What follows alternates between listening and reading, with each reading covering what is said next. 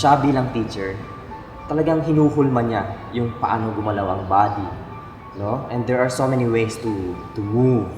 Siyempre, meron siyang sariling way. So if you're there for an hour and 30 minutes, you should be with her all the time. Roll. Kontra. Dito. Paying attention sa gusto niyang mangyari para mabuo niyo ang dapat niyong mabuo for that short amount of time. I like creating more than mentoring. But I found that for me to be able to create, I have to mentor. My mother, Carmen Locsin, was a ballet teacher. So inevitable that I pursue dance. She actually was the pioneer of teaching ballet in Davao City. So at age 2, I said, I will dance now. So I started dancing at 2.5 years old. And my sister was also a dancer. And I would watch them teach, choreograph. So I figured it was what everybody did. So at an early age, I choreographed. And she said I choreographed my own dance. I danced, I choreographed, and it became a way of life. The next thing I knew, I was artistic director of Ballet Philippines. I like to choreograph, teach, but to be in charge of the company is just not my thing. So eventually I came home.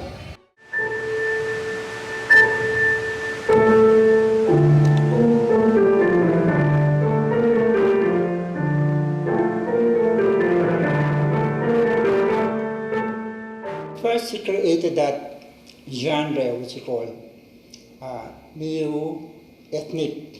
So she had grounding around her surroundings on the ethnic culture of the Philippines.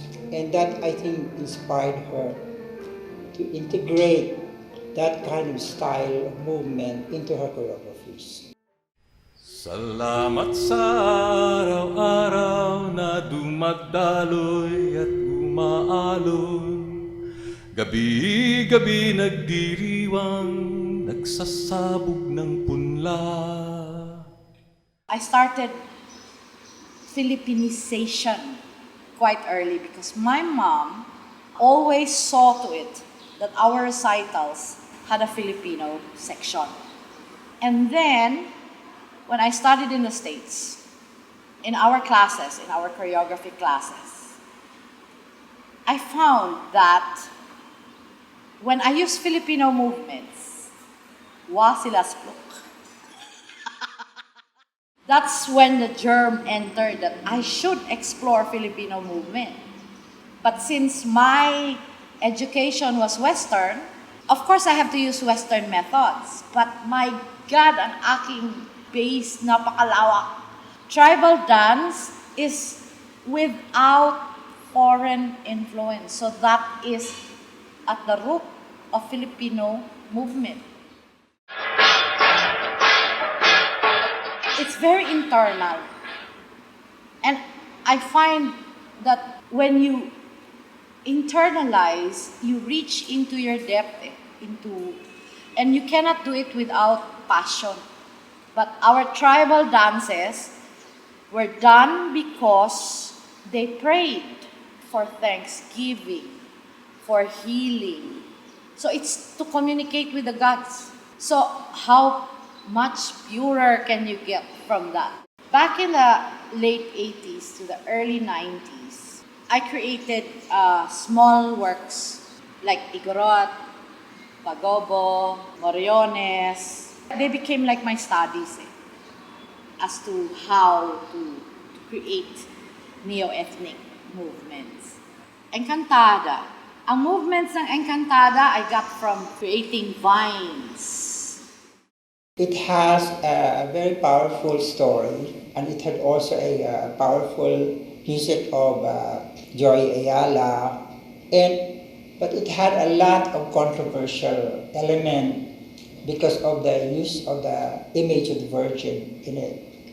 still ask questions. And this is what I like about ballets, that ask questions rather than tell this is how it should be. And then when I went into La Revolucion Filipina, Mabini, since he was a paralytic, and he wrote a lot. So, penmanship.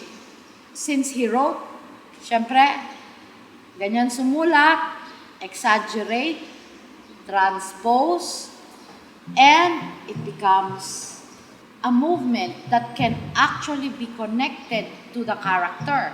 It's like an accent. So it became his signature. And then I noticed that as I went through the dance, it could be used in several ways to express. Not only was it a penmanship thing, it became a way of communicating a thought and speech, and even sewing the Philippine flag.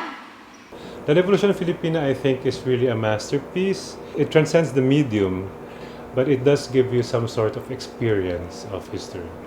It's not particularly ethnic in subject matter, but she's able to use that as something to signify really what Filipinos are. You know, Filipinos in terms of their movement. And if you look at Agnes' pieces, you would say that Filipinos are very strong, they're very resilient people, and they have an inner dignity. I remember she always talks to me.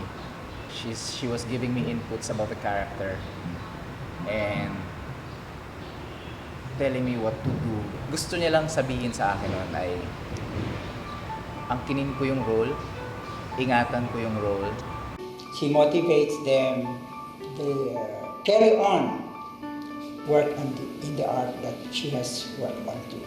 I think Agnes is a very important figure for Philippine dance for the breadth of her work.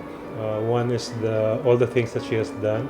One of the amazing things about her is she's working up to now and she's doing a lot of new works.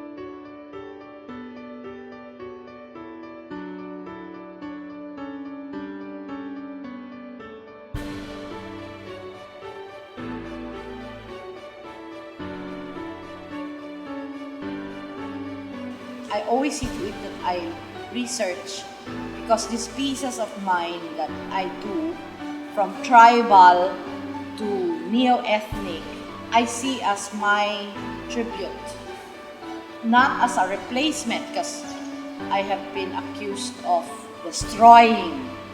For me, it is my tribute to our culture. It is not to take it away. It is so it will stay so others can be inspired.